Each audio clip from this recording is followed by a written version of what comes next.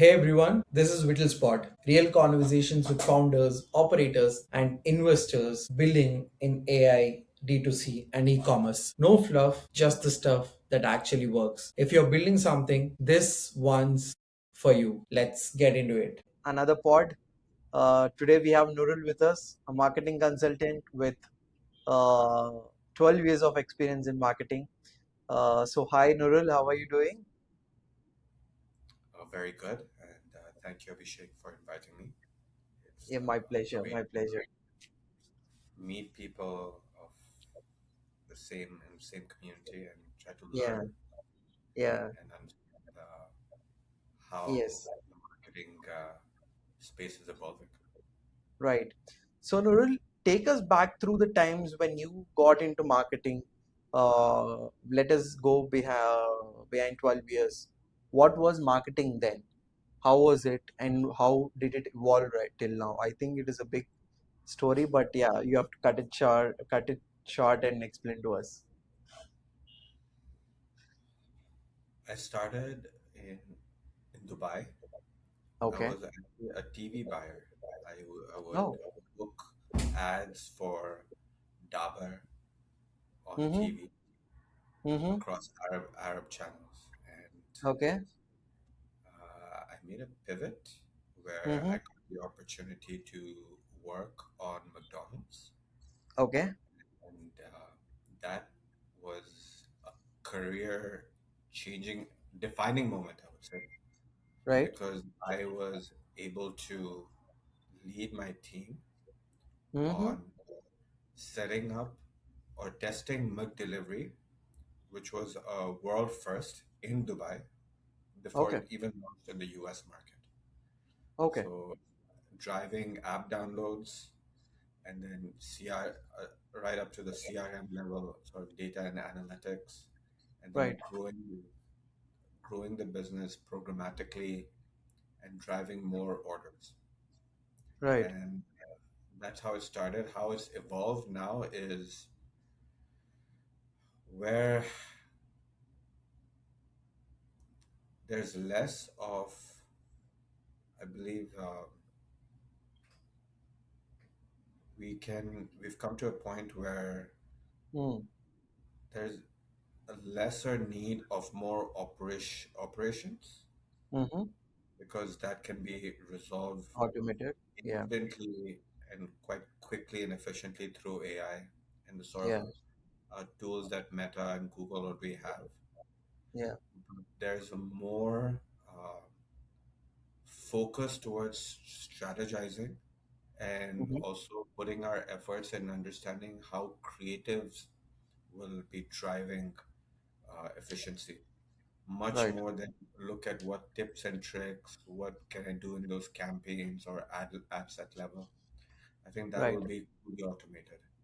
So now Right. focus on strategy and how creative is going to better enhance your audience segmentation and your full funnel campaign. Right. I think it's evolved. Right. But Nurul, out of my experience, when I go back in times, I felt that, marketing back when days it started, it was more on the creative side. It is more on the creativity of, ads, like, doing different kinds of stuff. Uh, you know, it was fun. Marketing was fun. But in the days evolved, it has become a numbers game. It was like, I'm spending this much, how much am I getting out of this? uh, do you agree on this statement that it has become that way, or what is your take on it? I absolutely agree with you. And then Yeah, it goes even before I joined the industry, where yeah, we didn't have Mindshare, we didn't have we didn't have these media agencies separated from creative agencies. It was just one shop. yeah. And then it got segmented. And then as I was, as I realized, it felt like we have more of an upper edge and creative was seemed a lot more secondary. Yeah. But then I guess we come a full circle and we Mm, realize how important creative has become, because AI can just give out anything, any sort of repetitive things, but then that human touch and that emotion, that connectivity is not just going to come through any optimization of ad sets or create campaign level Yeah, completely agree. optimizations or Yeah, CBOs. It's just going to come to how I can emotionally, uh, feel.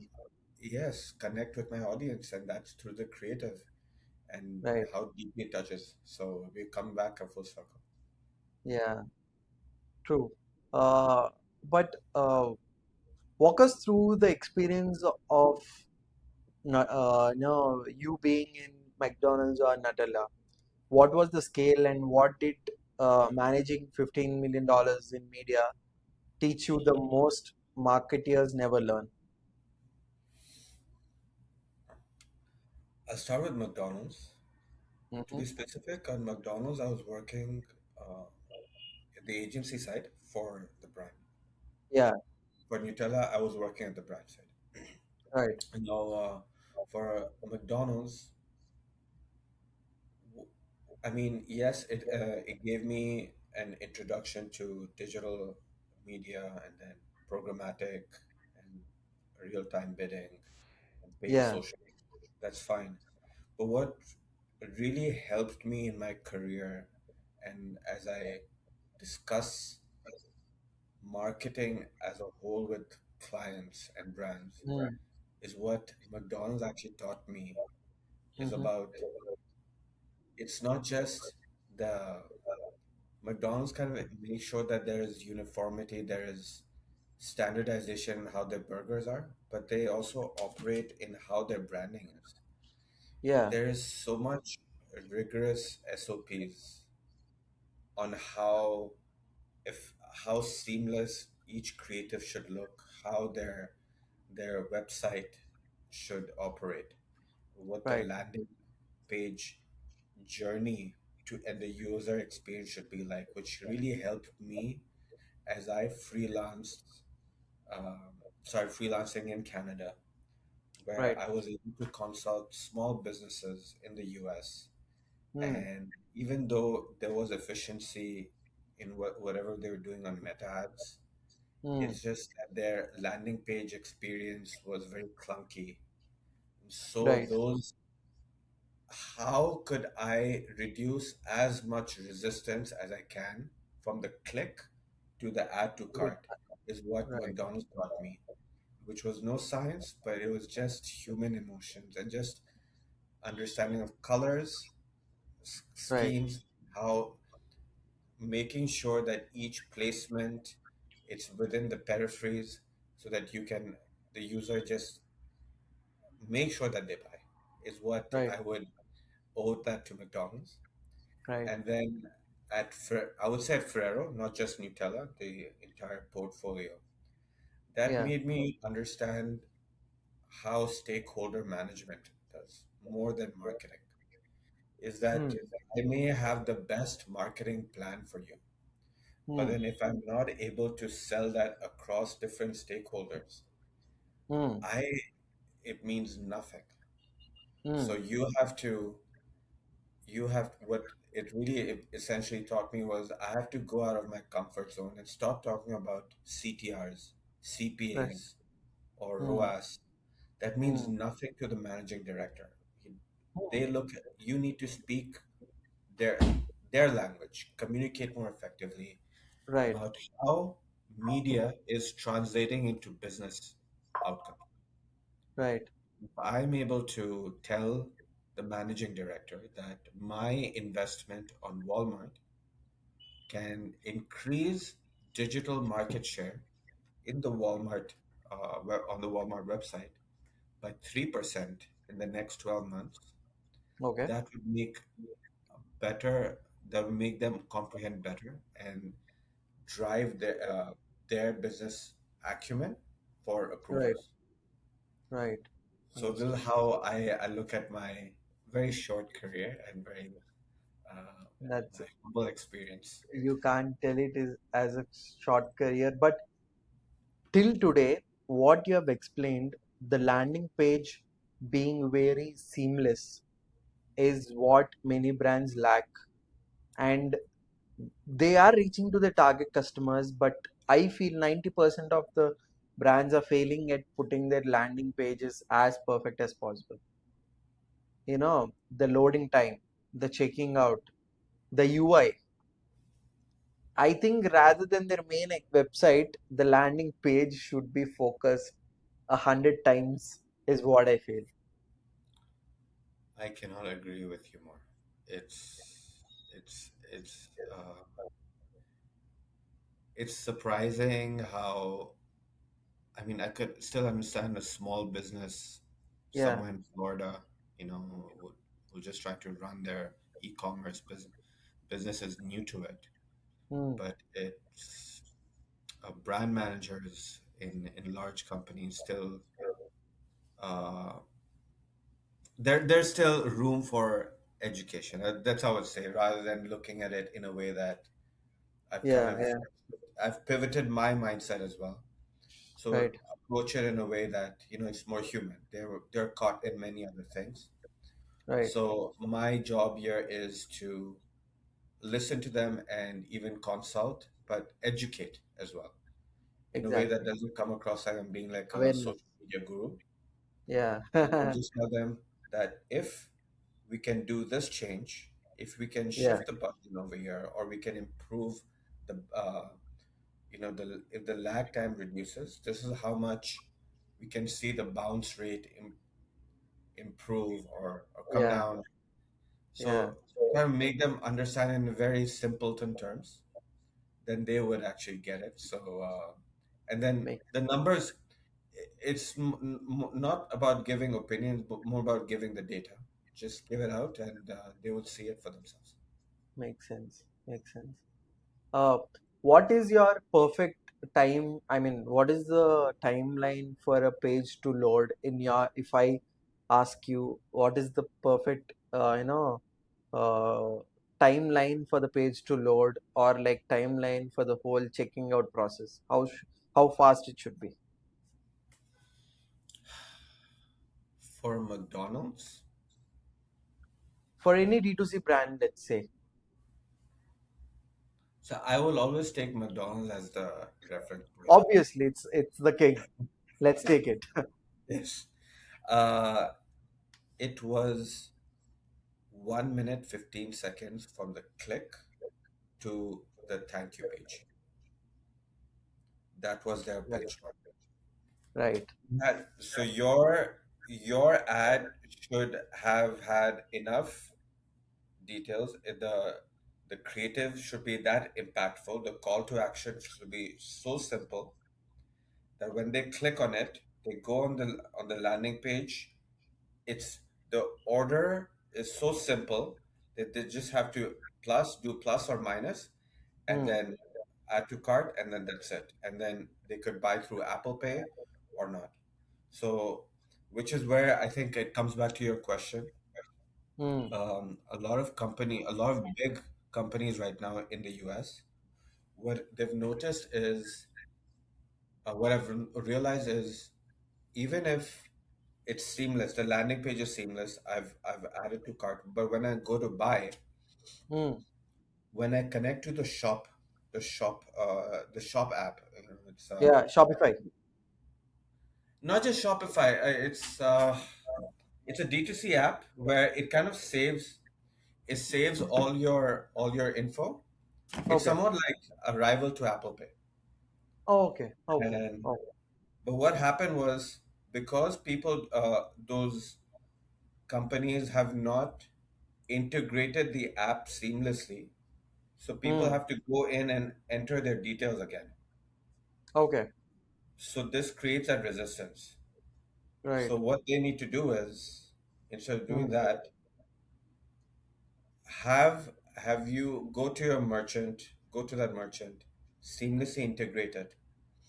There are a lot of competitors over here that's doing that, where um, they accumulate all those data and then they go to the app. It's like I believe it's called Shop, not the Shopify.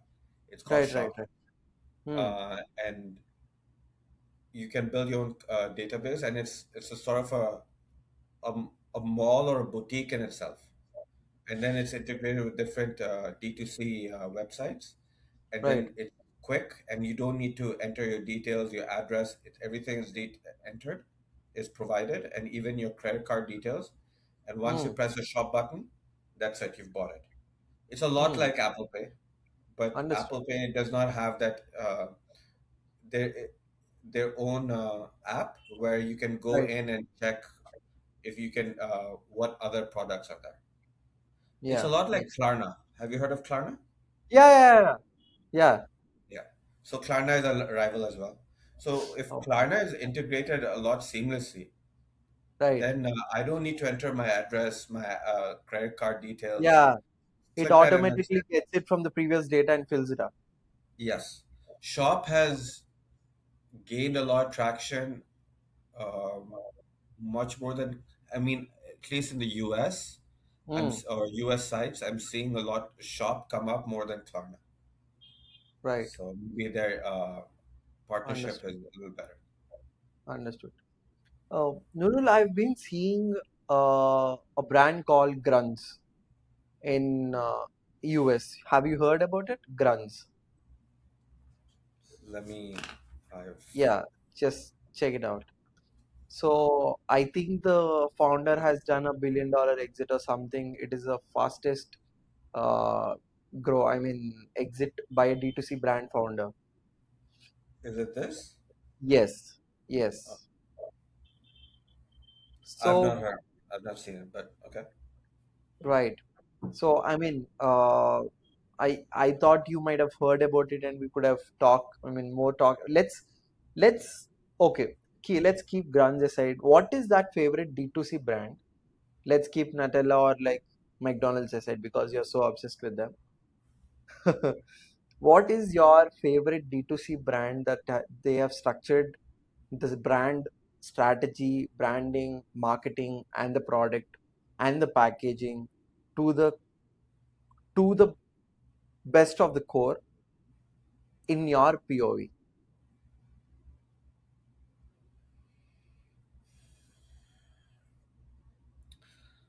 Top of mind that comes to me is Zara, although it's not a conventional D2C as Grunge would be, or any Yeah, other.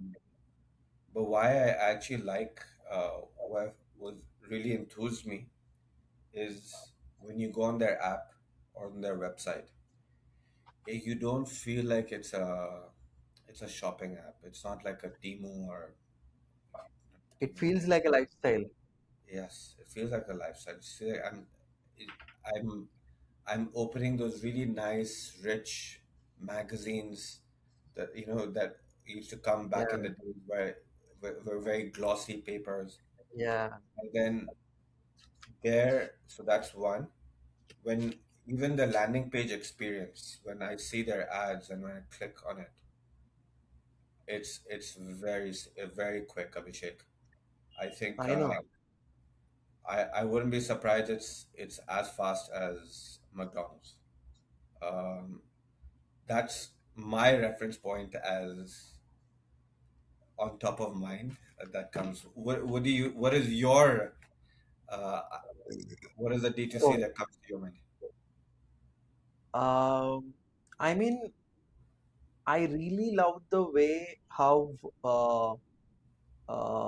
Gymshark has done its whole, you know, distribution globally. I mean, knowingly or unknowingly, I didn't know what Ben Francis, founder of Gymshark, was targeting global markets. I feel they have captured global markets without marketing those particular continents just through the brand's, maybe product quality or the branding, it has reached to the consumers.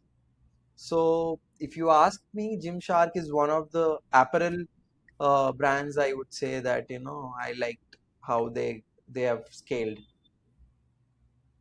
That reminds me of Lululemon then. Uh, I Yeah, mean, Lululemon is also the same. But I've never been a user of Lululemon. I've always been a user of Gymshark. Gymshark? Okay. Yeah, yeah, Lululemon, I believe, has some work to do. I feel, yeah. They lack something,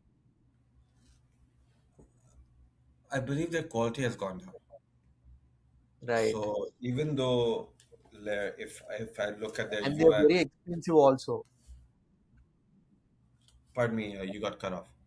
They are very expensive, but then their product quality is not, satisfying for us to pay that 300 bucks or something. Not even 300, 500 something. Yeah, yeah, I could understand it'll be more expensive in India, but it's even sitting over here in North America, it's considered quite premium. And yes, I'd agree with you. Um, it's not that great. However, how how good, even at the end of the day, your UI is, how great your Mm. app may seem, or how cool your ads are, then at the end of the day, um, my mentor actually told me you cannot sprinkle flowers on shit. Okay? And I think people will be okay with that. So, Yeah, that's how marketing I is. I mean, only so much we can sprinkle, but then I get the that. product has to be I get that. very good. So, But I think in on the numbers side, I think Lululemon is larger because based out in the US, it is a bigger audience compared to Gymshark because it has started in the continent of UK. But I think on the numbers side, Lululemon is doing good. I don't know. I'm just just uh, market size would be definitely bigger. Actually, Lululemon is a Canadian brand. okay. They but what they've done is they have lifestyle beyond just the gym, so they have a wider net. Yeah, Gymshark, they took a niche and they yeah, stuck to it. So maybe that's why yeah. their market will be bigger in that context. Makes sense. Uh, and what made you to decide to leave the that world and started building from zero? Was there a specific moment or just burnout that made you to take that decision, to uh, pivot to being a marketing consultant by your own? Truth be told, I've always been a marketing consultant, even whilst I was working full time when I Yeah, was in Dubai, and even like I haven't left that. So it's just that it came in phases. Like, I felt like doing it and I did it, and then when I didn't feel like doing it, I just left it. mm, What hit me was what kind of made that realization was I had been through a layoff due to mm, this resizing in the company, mm. and that made me kind of understand that, what, I You I will am build a your product in myself, and yeah. my value is that product, and I I'll can market stand, myself. yeah, and Absolutely. whether it's that small, I in 2022 I was doing Fiverr. Mm-hmm. One of my clients was a person in Miami selling guitar picks. Would you No, believe it? It's just guitar picks. I would be like, just what is that? Then I realized guitar picks is not just some any random thing you pick up. It's made of wood. And then there's a certain it level has of right thickness. dimensions. Yeah. Yes. And the type of wood, and then how the cut is, that impacts the way you'd be able to play and what type of guitar you use, and Yeah. then how the frequency can be impacted. And then he showed it to me whilst on our call. Like if I just use my hand, and then I just use any random guitar pick that you can get from the dollar store, and then mm, his, you could hear the difference even on sitting on my laptop. So then you can imagine how it is when you play it in front of people. yeah, So, makes sense. and then that's one of those guys who I helped with their website. So then I realized if I can help this guy with my experience, thanks to McDonald's and all these other companies, then Yeah, yeah, I can do it myself. sounds it. Is I that mean, there are, what was your experience like? Why How did you end up doing a lot of these things? You said, yeah, yeah. So, for me, Nurul, it was, I was more, I was more into luxury brands. While I mean, I used to love how luxury brands used to scale. Okay, then I wanted to explore it. Actually, I had to do a master's degree in luxury brand management, uh, in from Paris, Toulouse Business School. But then before that, I wanted to get into business. So both had happened at the same time. I That business degree has converted into a short summer trip to Paris for the same wow. school. Yeah, and it was a summer internship that I've done there. So there I was there for like 3 months. Experience was insane. I was uh, you know in lights of Louis Vuitton, Karl Lagerfeld. I was talking to the brand. I mean, people behind those brands worked behind those brands and all of that. So then, yeah, then I was like, okay, I know what is going behind these brands, and I read a lot about marketing and all. Why don't I help out brands here, regionally? That's how I started, getting into marketing. It's just the gut. Like I want to help businesses with my strategies or like ideas and all of that. Yeah, that's how I got into. But so I feel the only mistake I have done is being very regional, not being, exposed to the global markets, is what I feel I've confined myself to. But then now I figured it out and I started exploring the global markets, making myself available, talking to people like you, with a lot of experiences. I'm still learning. No, I'm learning from you. I mean, it's quite great how you went to Paris and Yeah. have that in you. It's like I if I were to recall like back in the day, I would be a lot risk averse. Play it safe, get that job, and that's Yeah. actually what happened with when I was doing when I told you when I was doing the marketing, being a consultant on the side. There was a company that approached me. They had Hmm. 25 milkshake stores in Dubai, Oh, right? okay. They loved me, and Mm, but they told me that they do not like to work with these freelancers. mm, You have to leave your job. Okay, mm, we will give you a year contract.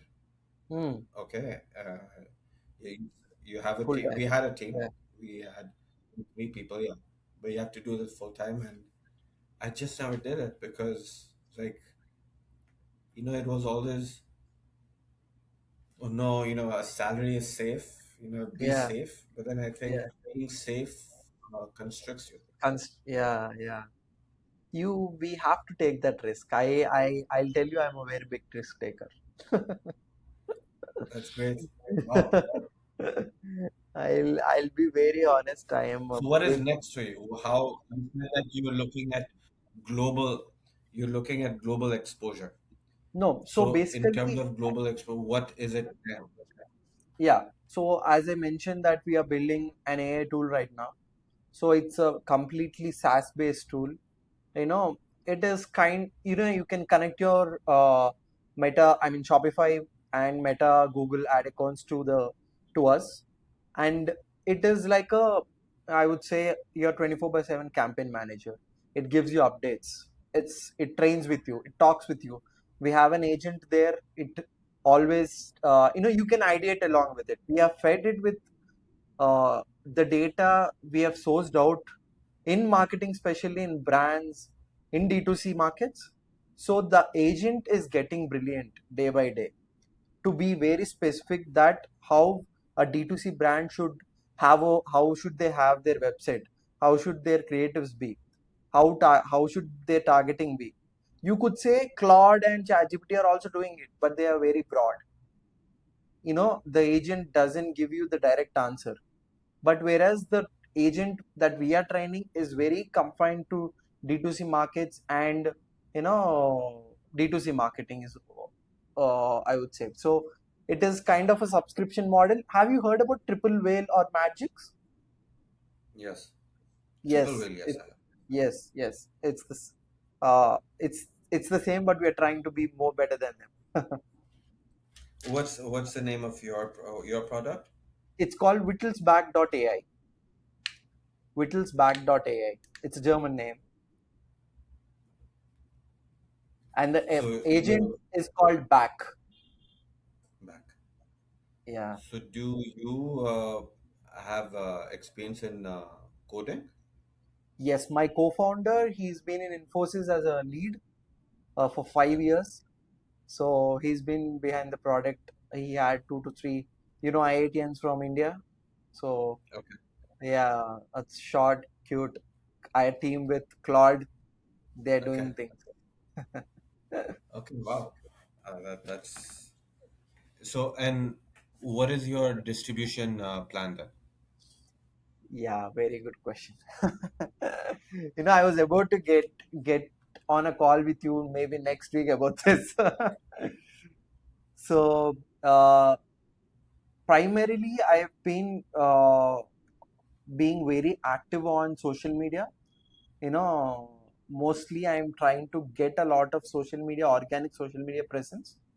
Then, secondly, we are more precise on cold calling, directly approaching, people behind those brands, either brand manager in that particular brand or the founder. We are trying to get the data and directly approach them.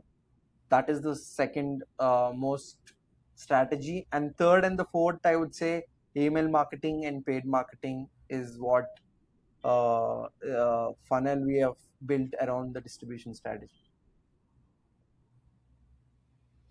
And how is so when you talk about cold calling, so like how is that experience like? Uh, it is people are trying it, just checking out the product. Because we are in the beta phase, it's just the trail version which we are trying to give out. So it's not the paid version, which is the product is not yet there.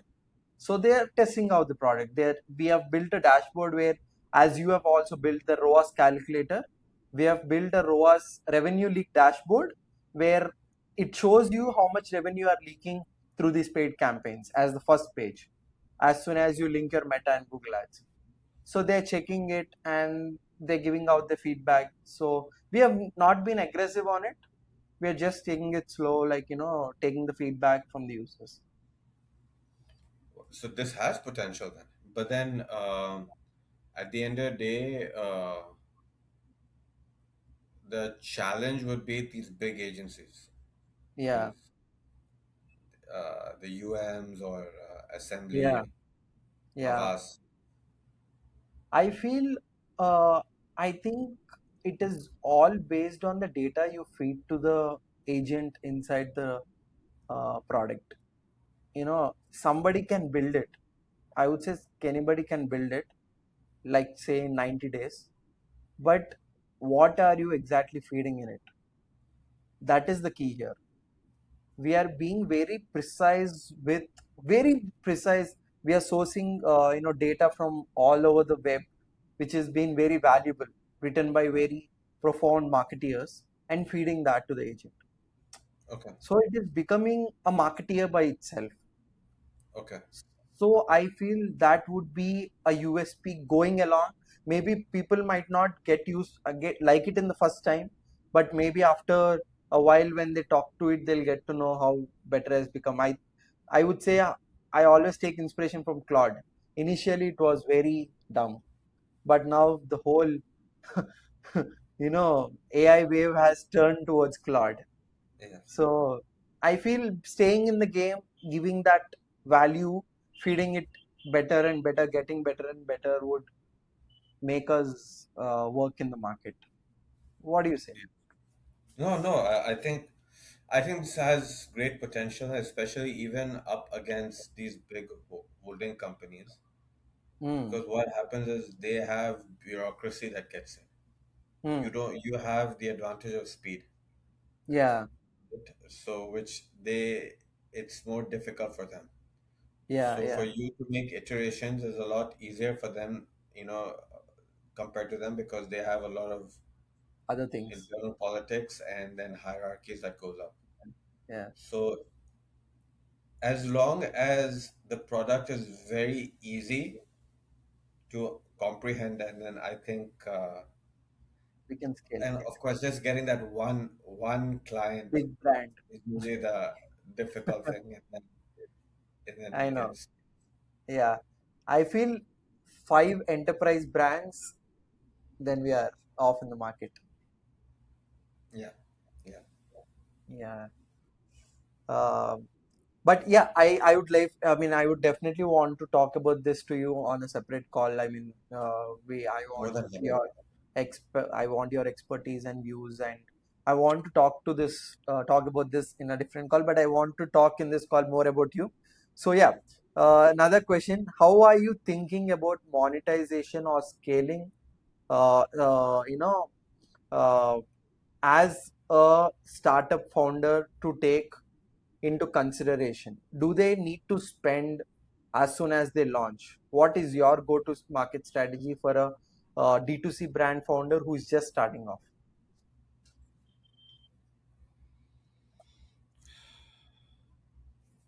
I would first have a two-pronged approach. One is building your organic presence on social media.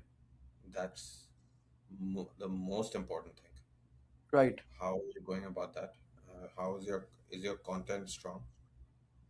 Once I'm able to even get a decent amount of community, I'm right, not even talking about 100,000, 200,000. That's there, but if I can get at least 3 to 5,000 followers, right. those 5,000 followers is enough for me to create that multiplier effect. Perfect. Yes. Then with that sort of data that I have, I could create those respective custom audiences and those lookalikes, and then the paid media will follow from there. As Right, long as my this is my approach is organic first and then paid later, which is very different from what I would expect from a large company. Things with maybe funding. Yeah, paid is for them. Paid is much more important than.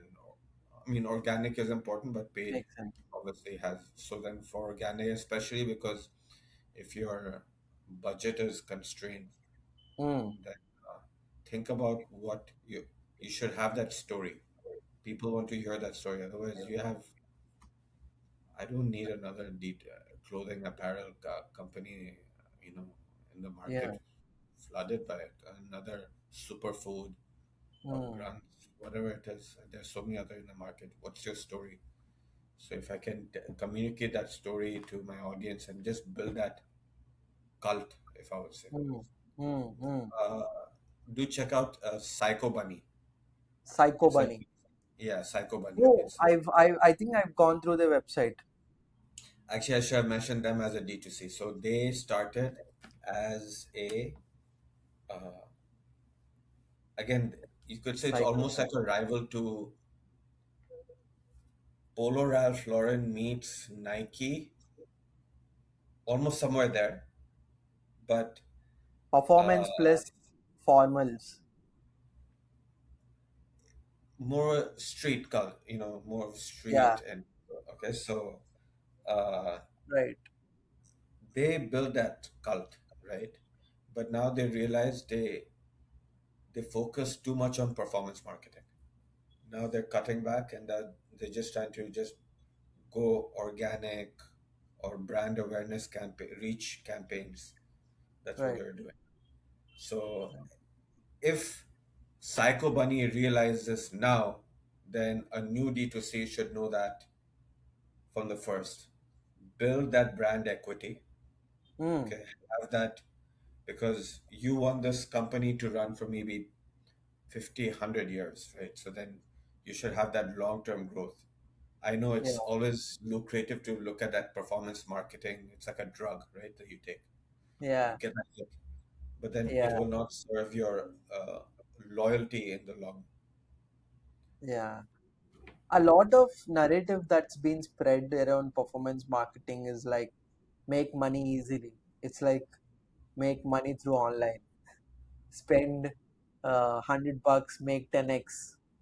I think that narrative should be more, uh, that should be gone low. And see, that only happens when there is a loyalty to your product and the brand. When there is an organic reach, which people are already using your product, then you spend money. Either push meta usually pushes it when you have a organic reach. You can just directly can't go and spend money on meta ads and ask meta to give you customers. I think this should be more uh, you know spread as an awareness to D2C founders is what I feel. So it is still possible. I can go in from day one and do Yeah. Meta Google ads. But here's the thing: I may get those sales. Hmm. Maybe it's not as good as it used to be 4 years ago because of what the economic situation is, especially in North America. But I will still get something. Yeah. But am I going to build a brand that is something I love? Love is, if I love it, like for example, there's a brand called Massimo Dutti. Okay, it's from the same Yeah, I know. company. I love Massimo Dutti, right? So I will buy it even if there's no sale. Can I Yeah. reach that level? That is what you have to look at. Legendary brands. Yes, Aloe is there. Aloe is there. Aloe Aloe is rivals to Lululemon. Right. Okay. It's in the same athleisure sort of Yeah. Yeah. Yeah. category, I and know. Aloe has taken uh, North America by storm. And I don't recall if ever seeing an ad about some sale or offer or something like that for Aloe. Maybe during Christmas or Black Friday, but not, not, no, yeah, it's not I that I don't can. think that is done in-house. Black Friday sales or like Christmas sales are promoted by distributors, not through Alo directly, is what I think. Through their website, yes, they have actually. On their Okay, website, okay, they do. okay. But then, even then, like, it's like these are brands that they don't need those sales to survive or, Obviously, yeah. to get that. Lululemon is in that phase where a lot of their I was just reading about it last week. Mm, One of their problems is that they're unfortunately they've become a lot promotion focused now because that's how they're getting their inventory they're more into cleared. numbers now.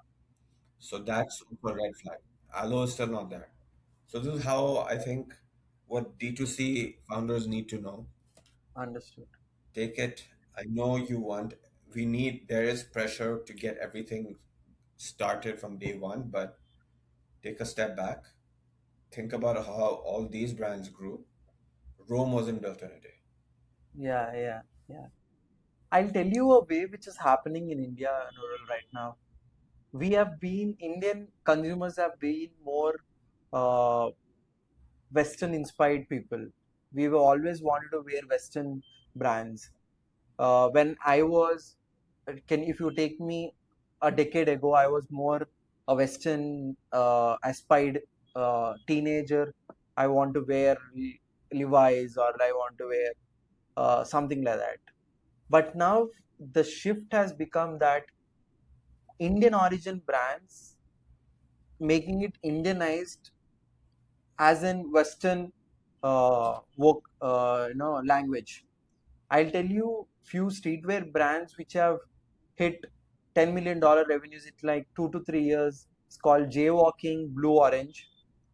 Uh, there are two streetwear brands that have uh, rapidly grown in India, being built in India.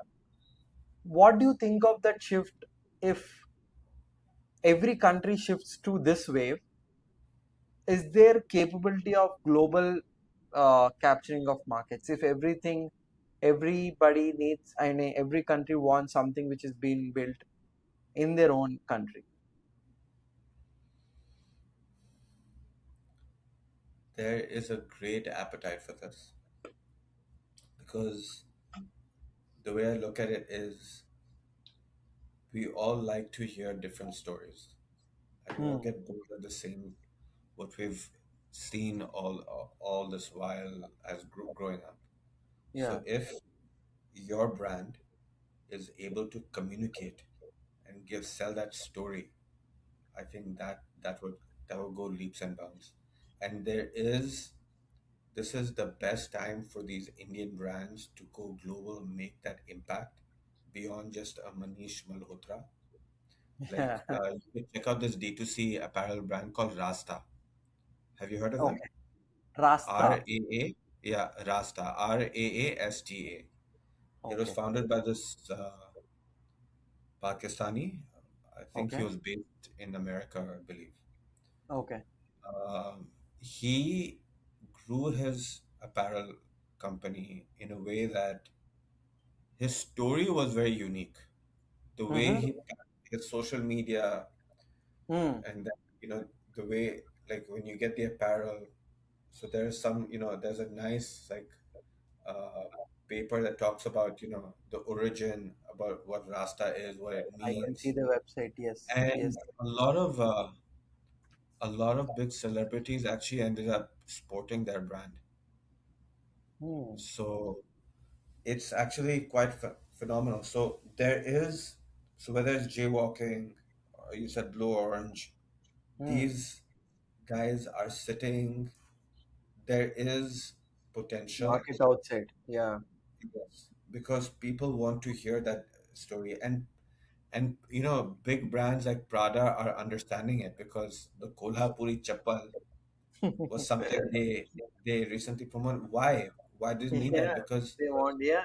people like want to understand something that's unconventional and just that's something that's very genuine and not just Very came out for localized PR.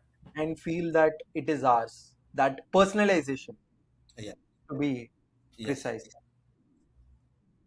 Abhishek, sorry, I would have to say I know I said 10:45, but I have something at No, 11, so no I worries, would no have worries. to Yeah, I think we really had a very good conversation, whatever we had, and we'll do it another time. We'll do our next part two maybe in the near future, and you know, just say something. If you have something to say to the audience, just say it, and we can close the call. thank you. And Abhishek, this was very invaluable for me. I learned from you like how hunger and aspirations can really My lead to pleasure. something. So it's motivation for Thank you me, so much. Thank you as so much. I want to learn every day. So I would want to keep in touch. Let me know, and For I'm sure. just something between you and me. I'm happy to, in any ways, in any capacity, help you with unconditionally for if Thank you you. want with regards to whittle block, Yeah, yeah. whittle Whittle's back. back. Did I get that? Whittle's back. Whittle back. Which, in anyways, Thank you, right? Nurul. So You always, I mean, you feel like, I mean, you always been very, I mean, the way we texted before when even I had trouble, you understood. Thanks for that. And I think you've become a friend for me. I'll stay in touch with you. Thank you. Thanks for your time today. Hey, if this hits, drop a follow, share it with a founder who needs to hear it, and subscribe so you don't miss the next one. New episodes drop every week. See you in the next one.